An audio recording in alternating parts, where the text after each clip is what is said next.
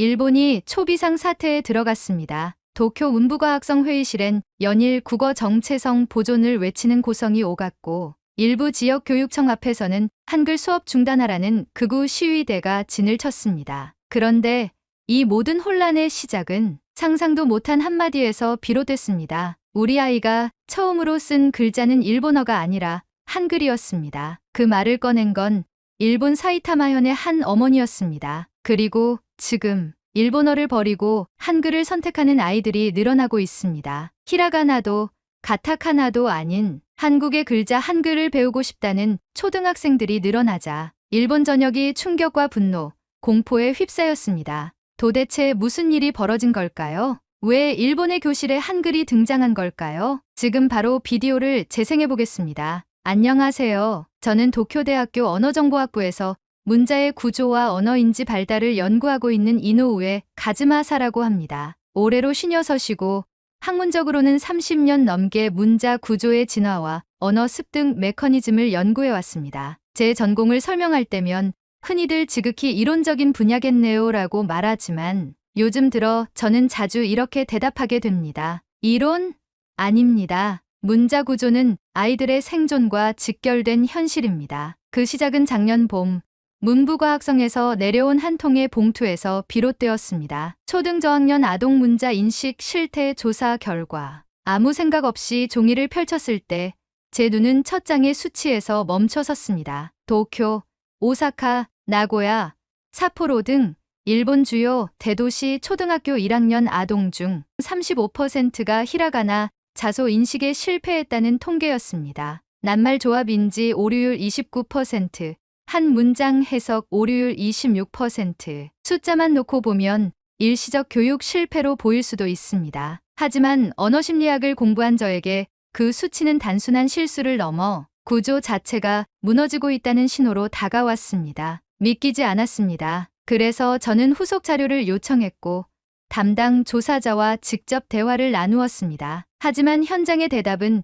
제 예상을 훨씬 뛰어넘는 것이었습니다. 도쿄만의 현상이 아닙니다. 후쿠오카, 히로시마, 사이타마 등 지방 중소도시에서도 히라가나 인지 실패율은 평균 30%를 넘고 있었고 낱말 이해 실패율은 25%, 문장 해석 오류율은 22% 수준이었습니다. 제 머릿속이 뒤엉켰습니다. 그 무렵이면 일본에서는 AI 학습기기와 태블릿 수업이 확대되고 있었고 정부와 학계는 디지털 환경 적응 교육에만 초점을 맞추고 있었죠. 그런데 이 현실은 전혀 다른 문제였습니다. 문자라는 도구 자체가 아이들로부터 학습을 빼앗고 있다는 생각이 강하게 들었습니다. 그래서 저는 교실로 향했습니다. 연구실 문을 닫고 사이타마와 군마, 지바 등지의 초등학교 1학년 교실을 직접 찾았습니다. 그리고 그곳에서 제3의 방향을 바꾸게 된 장면을 목격하게 되었습니다. 오전 9시 50분, 사이타마현에 있는 한 시립 초등학교의 1학년 교실이었습니다. 히라가나 수업이 막 시작되자 20명의 아이들 중 9명이 책상 밑으로 기어들어갔습니다. 그중 3명은 교과서를 내던졌고 2명은 귀를 막고 몸을 흔들며 울었습니다. 교사 나카지마 유리에 선생님은 익숙하다는 듯 차분하게 아이들을 다독였고 남은 11명은 얼어붙은 표정으로 칠판을 바라보고만 있었습니다. 그 장면은 지금도 잊히지 않습니다. 저는 그날 문자의 구조가 학습 도구가 아닌 공포의 매개체가 될 수 있다는 사실을 처음으로 깨달았습니다. 아이들이 무서워하는 것은 선생님도 공부도 아니었습니다. 히라가나라는 글자 그 자체였습니다. 수업이 끝난 후 조심스레 나카지마 선생님께 여쭈었습니다. 이런 반응이 자주 있는 일인가요? 선생님은 고개를 끄덕이며 말했습니다. 히라가나 수업이 시작되면 늘 그래요. 우리 반에선 대략 34%는 도망가고 12%는 웁니다. 단순히 몰라서 그런 게 아니에요. 아이들은 싫어해요. 무서워해요. 처음에는 그런 감정을 말로 표현도 못하다가 어느 날부터인가 글자가 싫어요 라고 입을 떼더군요. 그 말은 제 연구 인생을 통째로 뒤집는 것이었습니다. 저는 늘 문자를 도구라고 생각해왔습니다. 생각을 기록하고 세상과 소통하기 위한 창구. 그런데 그 도구가 아이들에겐 두려움의 대상이 되고 있었습니다. 그 순간 제 강의실 풍경이 떠올랐습니다. 대학교 수업 시간, 제가 칠판에 복잡한 한자어를 적을 때면 학생들 절반은 스마트폰을 꺼내 뜻을 검색했습니다. 일본인이면서도 일상적인 단어조차 해석하지 못하는 경우가 많았죠. 그 생각은 일본 성인 문해력 통계와 겹쳐졌습니다. 문부과학성의 자료에 따르면 일본 성인의 약 7%는 일상생활에 필요한 한자 약 2,000자를 숙지하지 못합니다. 또 OECD의 성인 역량조사 PIAAC에 따르면 일본 성인의 약 11%가 해석 불가 또는 해석 한계 수준 이하의 문해력을 지닌 것으로 나타났습니다. 게다가 NHK가 실시한 국민 실태 조사에서는 가타카나 단어가 익숙하지 않아 정확한 의미를 유추하지 못한다는 응답이 전체의 24%에 달했습니다. 이쯤 되면 아이들의 문제가 아닙니다. 문자, 체계 자체가 과도한 인지 부담을 주고 있다는 구조적 증거였습니다. 저는 그날 저녁 혼자 사무실에 남아 수십 장의 통계와 기존 학술 논문을 펼쳐놓고 앉았습니다. 그리고 스스로에게 질문을 던졌습니다. 혹시 문자가 문제일 수도 있지 않을까? 그 질문은 제 전공의 기반을 뒤흔드는 것이었지만 거기서부터 피하지 않기로 했습니다. 제 연구는 그 순간부터 학계의 이론적 해석이 아니라 아이들의 현실을 들여다보는 것이 되어야 했습니다. 결국 저는 답을 얻기 위해 일본 밖으로 눈을 돌릴 수밖에 없었습니다. 우리와 비슷한 음절문자를 사용하는 나라들은 이 문제를 어떻게 다루고 있을까? 처음에는 중국의 병음 자료를 검토했고 대만의 보포모포 학습 구조도 살펴봤습니다. 그런데 유독 예외적으로 학습 실패율이 현저히 낮고 문해율이 세계 최상위권에 속한 한 국가가 눈에 들어왔습니다. 바로 대한민국이었습니다. OECD와 유네스코가 공동조사한 국제 문해력 비교 연구 PIAAC 자료에서 한국의 만 5세에서 6살 아동 중 약 89% 이상이 한글 문자 60자를 전부 읽고 소리와 정확히 대응할 수 있다는 결과가 나와 있었습니다. 처음엔 놀라웠습니다. 히라가나처럼 음절 단위 문자인데도 왜 이렇게 큰 차이가 날까? 궁금증이 일자 저는 밤새도록 한글 관련 논문을 찾아 읽기 시작했고 곧 하나의 그래프에서 시선이 멈췄습니다. 한글은 문자 모양, 소리, 조합 원리가 서로 일치해 기억 부담이 거의 없다. 단 한 문장이었습니다. 저는 한참 동안 그 문장을 응시했습니다. 그런데 그 한 문장이 아이들이 히라가나 앞에서 눈을 질끈 감고 입을 닫던 모습과 겹쳐지며 제 머리를 강타했습니다. 저는 문득 아이들이 글자가 무서워요라고 말했던 장면을 떠올렸습니다. 히라가나는 그들에게 암기해야 할 기호였지만 한글은 규칙을 이해하면 스스로 조립할 수 있는 퍼즐 같았습니다. 그 순간 머릿속에서 무언가 딱 하고 끊기는 느낌이 들었습니다. 이 실험에 한글을 한번 넣어보면 어떨까? 이제 남은 건 선택이 아니라 책임이었습니다. 문자는 도구가 아닙니다. 문자란 아이가 세상과 연결될 수 있는 첫 번째 다리입니다. 그리고 지금 일본의 교실에는 그 다리가 무너지고 있었습니다. 한글을 실험군에 넣겠다는 결심은 생각보다 훨씬 많은 파장을 불러왔습니다. 먼저 동료 교수들의 반응부터 거셌습니다. 한 명은 회의 도중 책을 덮으며 이렇게 말했습니다. 이노우에 선생, 아무리 실험이라지만 한국 문자를 일본 아동에게 가르친다고요? 연구의 방향이 너무 급진적입니다. 다른 교수는 회의가 끝난 뒤 조용히 찾아와 말했습니다. 저는 선생의 의도는 이해합니다. 하지만 이건 정서적으로 받아들여지기 어려울 겁니다. 상층부가 허락하지 않을 거예요. 그 말은 사실이었습니다. 문부과학성 담당자에게 한글 병행 학습군 도입을 제안했을 때 그는 몇 초간 침묵하다가 말없이 고개를 저었습니다. 정치적으로 위험하다는 표현은 쓰지 않았지만 그 의미는 분명했습니다. 하지만 저는 물러서지 않았습니다. 아이들의 뇌는 정치 논리를 따르지 않습니다. 국가 정서는 말이 많지만 문자에 거부감을 느끼는 건 어른들일 뿐이었습니다. 아이들은 지금도 읽고 싶어하고 말하고 싶어하고 표현하고 싶어합니다. 저는 결국 교섭 끝에 참조용 실험 문자라는 조건으로 한글을 실험군에 포함시키는 데 성공했습니다. 연구 설계는 간결하면서도 치밀하게 구성했습니다. 전국 5개 초등학교의 협조를 받아 각각 히라가나군, 가타카나군, 한자군, 통합군, 그리고 한글군으로 나눴습니다. 각 군은 문자 인지 훈련, 발음 인식, 낱말 조합 능력, 읽기 유창성 등 동일한 교육 조건에서 수업을 받게 했습니다. 실험은 총 12주, 하루 40분 수업 기준으로 진행되었고 각 학교에는 외부 개입을 최소화하도록 조치했습니다. 처음엔 기대보다는 우려가 컸습니다. 히라가나군에서는 학습 초반 아이들이 반응을 보이다 중반부터 급격히 집중력을 잃기 시작했고 가타카나군에서는 의미 파악에서 큰 혼란이 나타났습니다. 특히 외래어 혼용 구간에서는 아이들이 단어 뜻을 추측하지 못해 질문이 끊이지 않았습니다. 한자군은 더 심각했습니다. 수업을 이틀 연속 빠지는 아동이 늘기 시작했고 전체의 3분의 1은 학부모가 정서적 스트레스를 이유로 중도 참여 중단을 요청해왔습니다. 저는 그 수치를 마주하며 말없이 실험 노트를 덮었습니다. 이건 단순한 학습 속도 문제가 아니라 문자 구조 자체가 감정적 거부를 유발하고 있다는 반증이었습니다. 그러나 예상을 가장 벗어난 곳은 바로 한글군이었습니다. 처음엔 아이들도 낯설어했습니다. 한글은 그들에게 처음 듣는 이름이었고 어디 나라 말이에요?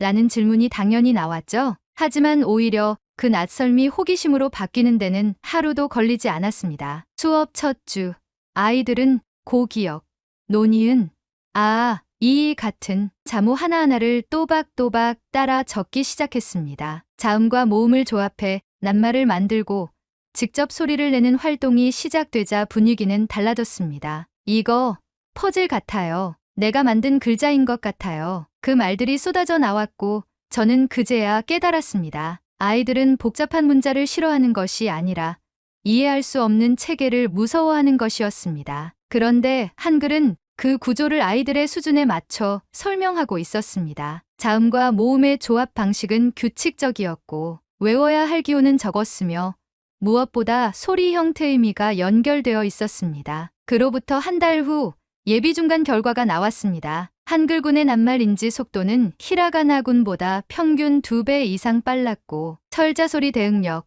음운 인식력 모두에서 최고 수치를 기록했습니다. 더 놀라운 건 감정 반응이었습니다. 한글군 아이들은 수업이 즐겁다고 응답한 비율이 전체의 84%에 달했습니다. 히라가나군에서는 같은 질문에 재미없다, 어렵다는 답변이 절반을 넘겼고 한자군에서는 불안하다라는 응답이 전체의 27%였습니다. 하지만 한글군은 달랐습니다. 글자가 쉬워요.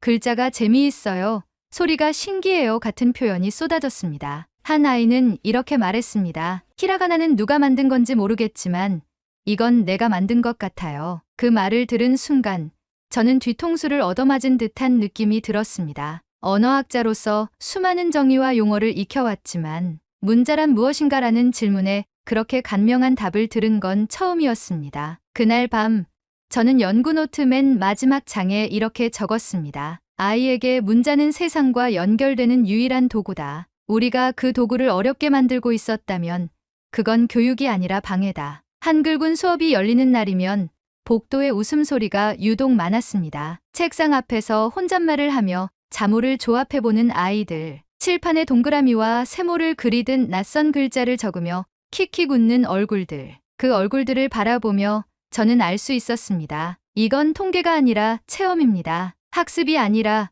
구원에 가까운 과정입니다. 실험이 끝난 뒤 그 결과는 정리된 논문보다 먼저 교실 안에서 퍼져나가기 시작했습니다. 아이들이 부모에게 말했고 부모가 담임 선생님에게 묻기 시작했고 얼마 지나지 않아 지역교육청과 교육위원회에 보고가 올라갔습니다. 그리고 그중 하나가 지역 언론사의 눈에 띄었습니다. 첫 보도는 아이치현의 한 지역지에서 조그맣게 다뤄졌습니다. 외국 문자 수업에 아이들 반응 호평이라는 제목이었죠. 그런데 의외였습니다. 인터넷에 기사가 공유되기 시작하더니 사흘 만에 도쿄의 메이저 신문에 한글이 히라가나보다 빠르다고 라는 제목으로 실렸고 일주일 후에는 방송사에서 제 연구실로 인터뷰 요청이 들어왔습니다. 기뻐해야 할 일이었을까요?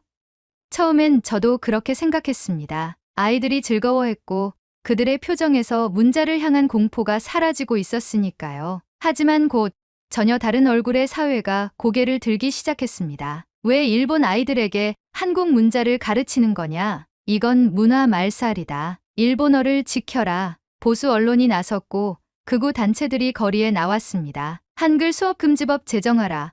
한국 문자 교육 반대라는 플래카드가 도쿄 시내에 걸렸습니다. 제 이름이 적힌 피켓을 든 사람들도 있었습니다. 그리고 다음날 아침 연구실 앞 우편함에는 손글씨로 적힌 협박장이 도착해 있었습니다. 조선 문자로 아이들 뇌를 망치지 마라. 다음은 너다. 학교 측은 저에게 일시적 휴강을 권유했고 문부과학성은 추가 연구비 신청을 보류하겠다는 입장을 밝혔습니다. 실험에 참여했던 몇몇 학교는 외부 압력을 우려해 한글 수업을 중단하겠다고 통보해왔습니다. 마치 하나의 불씨를 집단적으로 꺼버리려는 듯한 분위기였습니다. 저는 밤마다 연구 노트를 펼쳤다가 다시 덮었습니다. 한글군 실험의 결과는 단순히 효과적이라는 수치를 넘어선 것이었습니다. 그건 아이들이 글자를 통해 스스로의 존재를 회복하는 과정이었습니다. 그런데 지금 그 가능성이 한국 문자라는 이유 하나로 꺾이고 있었습니다. 그 무렵 한 통의 편지가 제게 도착했습니다. 봉투에는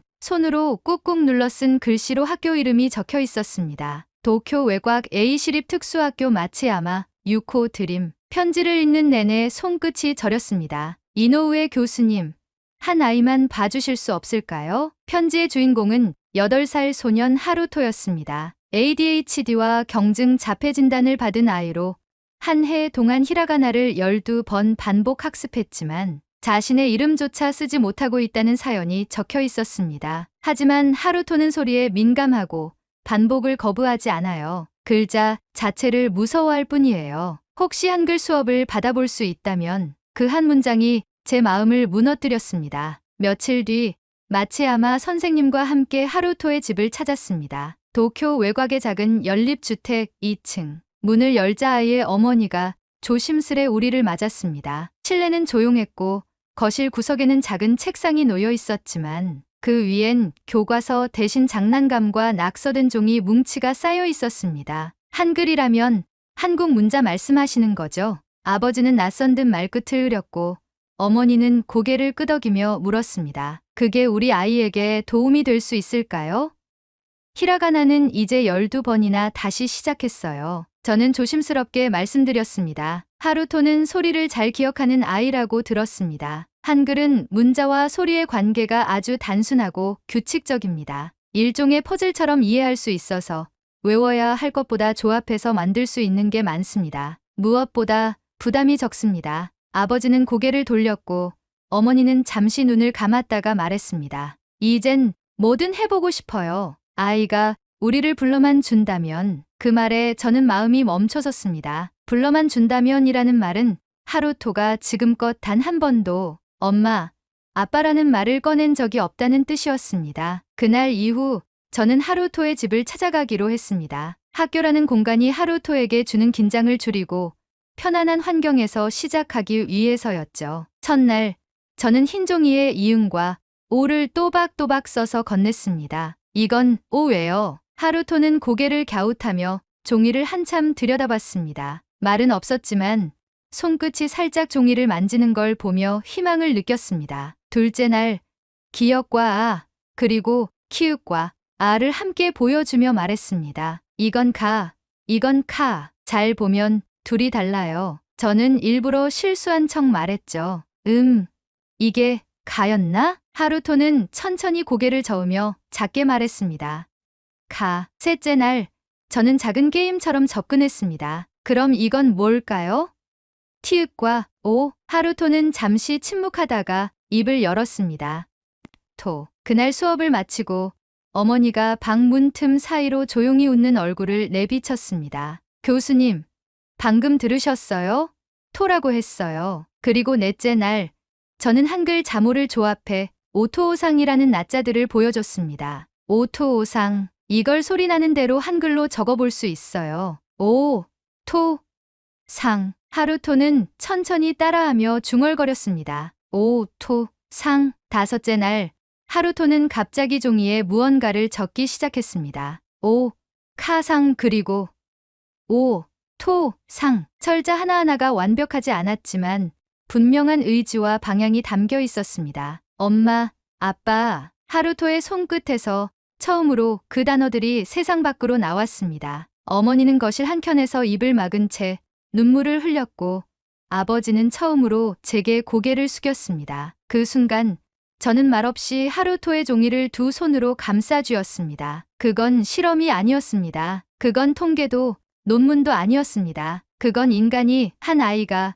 글자 하나로 세상과 손을 맞잡은 순간이었습니다. 하루토와 함께한 마지막 수업이 끝난 날 밤, 저는 다시 책상 앞에 앉았습니다. 그 아이의 수첩 속 엄마와 아빠라는 단어는 더 이상 언어학적 샘플이 아니었습니다. 그건 존재의 회복이었고 존엄의 서명이었습니다. 저는 연구 노트를 새롭게 정리했습니다. 한글 병행학습을 통한 발달장애, 아동의 문해력 개선, 그 아래 하루토의 사례를 실었고 낱말 조합 능력의 변화, 의문 인식력, 수업 태도까지 정량적으로 정리해 넣었습니다. 그리고 그 연구는 유네스코 국제문해센터와 유럽언어학회에 제출되었고 세계 문해력 포럼 초청 발표로 이어졌습니다. 발표는 프랑스 파리의 한 국제회의장에서 이루어졌습니다. 언어학자, 교육학자, 국제개발기구 관계자 수백 명 앞에서 저는 천천히 그러나 단단하게 첫 슬라이드를 넘겼습니다. 여기 한 명의 일본 아동이 있습니다. 이름은 하루토. 히라가나로 자기 이름조차 쓰지 못했던 아이가 한글을 통해 처음으로 아빠, 엄마라는 단어를 또박또박 적었습니다. 잠시 정적이 흐른 후 저는 두 번째 슬라이드를 열었습니다. 화면에는 한글이라는 두 글자와 함께 창제자의 이름이 떠올랐습니다. 이 문자의 이름은 한글입니다. 한글은 500여 년 전 조선의 네 번째 임금 세종대왕에 의해 창제되었습니다. 그는 백성들이 말을 하면서도 글을 몰라 억울한 일을 겪는 현실을 안타깝게 여겼고 그 결과로 누구나 쉽게 배울 수 있도록 의문 체계를 분석해 과학적으로 만든 문자입니다. 제가 버튼을 누르자 한글의 자음과 모음 조합 구조가 시각 자료로 나타났습니다. 한글은 자음과 모음을 결합해 음절을 형성합니다. 글자의 구조는 음소 단위로 해석되며 소리와 형태가 직결되는 탓에 학습 부담이 현저히 낮습니다. 특히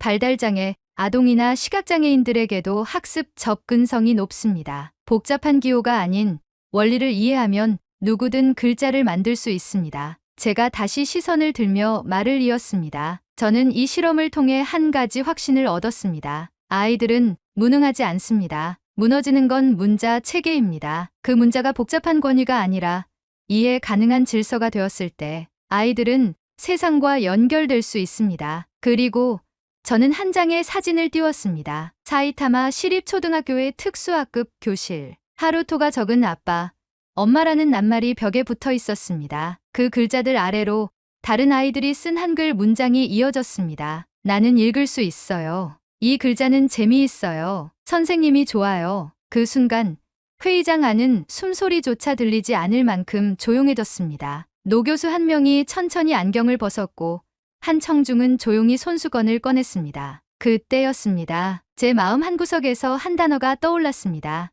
사죄. 저는 깊게 숨을 들이마셨습니다. 그리고 조용히 말을 이었습니다. 저는 일본인입니다. 그리고 제 조국은 지난 세기 한글을 금지하고 탄압했던 역사를 가지고 있습니다. 그 시절 일본의 정책은 한 민족이 자신을 표현하는 문자를 빼앗는 방식으로 식민 통치를 강화했습니다. 그건 문자에 대한 억압이자 인간에 대한 침해였습니다. 한글은 그 시간을 이겨내고 살아남았고 지금은 오히려 일본의 아이들을 구하고 있습니다. 조용한 숨소리가 들렸습니다. 이제는 우리가 바뀌어야 할 때입니다. 한글을 가르치는 일이 굴욕이나 정체성의 위기가 아니라 배움의 확장, 다름의 존중, 공존의 실천이 되어야 합니다. 저는 앞으로 일본이 한글을 통해 한국과 함께 가는 진짜 동반자가 되기를 희망합니다. 말을 마친 뒤 회의장은 오랜 침묵 끝에 박수로 울려 퍼졌습니다. 그 박수는 이노우에 가즈마사라는 한 개인을 향한 것이 아니라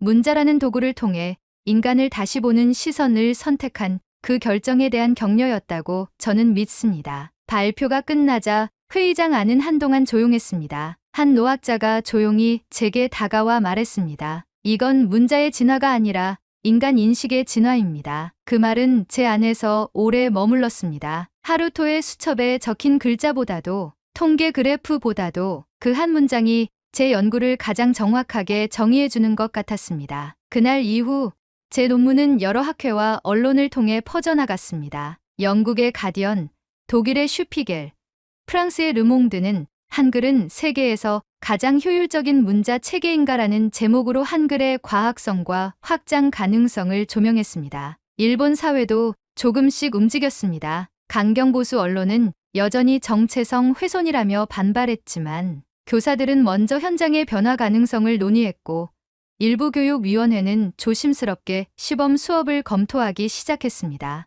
결국 문부과학성도 침묵을 깨고 도쿄와 오사카, 나고야 등 일부 초등학교에서 히라가나 한글 병행 수업이 정식 도입되기 시작했습니다. 그 소식을 들은 날 저는 아무 말 없이 책상 앞에 앉아 하루토의 수첩을 다시 펼쳐보았습니다. 삐뚤빼뚤한 글씨로 적힌 엄마, 아빠라는 단어가 그때보다 더 또렷하게 제 눈에 들어왔습니다. 그건 단지 한 아이의 문장이 아니라 문자라는 체계가 한 아이를 받아들이는 순간이었습니다. 그 이후 저는 연구를 확장해 에로프 프로젝트를 본격적으로 출범시켰습니다. 기회, 참여, 평등을 위한 한글 학습. 그 이름은 연구의 목적이 아닌 아이들의 권리를 위한 선언이었습니다. 이 프로젝트는 현재 홋카이도에서 큐슈까지 총 12개 학교에서 진행되고 있고 문해력의 어려움을 겪는 아이들, 특수학급 아동, 이주 배경 아동에게까지 확산되고 있습니다. 아이들은 여전히 서툽니다. 억양은 삐걱거리고 철자 순서를 종종 헷갈리기도 하죠. 하지만 그들은 두려워하지 않습니다. 어떤 날은 교실 문을 열자마자 이노우에 안녕하세요 라는 인사가 들립니다. 저는 그 서툰 발음 속에서 두려움 대신 다가가려는 의지를 봅니다. 이제 저는 더 이상 이 문자가 어디서 왔는지를 묻지 않습니다. 그보다는 이렇게 묻습니다. 이 문자가 아이에게 무엇을 해줄 수 있는가? 어느 저녁 교무실 한켠에서 수업 일지를 정리하던 마치야마 선생님이 조용히 말했습니다. 교수님, 이건 문자 그 자체가 아니에요. 이건 아이가 세상과 연결되는 방식이에요. 그 말이 제게 마지막 문장을 써내려갈 용기를 주었습니다. 문자는 문화재가 아닙니다. 문자는 인간의 생존 도구입니다. 그리고 지금 한글은 일본의 아이들을 구하고 있습니다. 오늘의 이야기는 여기까지입니다. 여러분은 어떻게 느끼셨나요? 여러분의 생각과 마음속 울림을 댓글로 남겨 감동 비디오의 마지막을 장식해주세요. 여러분의 댓글 하나하나가 영상을 제작하는데 큰 힘이 됩니다. 그리고 오늘의 사연이 따뜻하게 다가오셨다면 구독과 좋아요도 잊지 말아주세요. 다음엔 더 깊은 감동과 더 진한 이야기로 찾아뵙겠습니다. 함께해 주셔서 진심으로 감사합니다.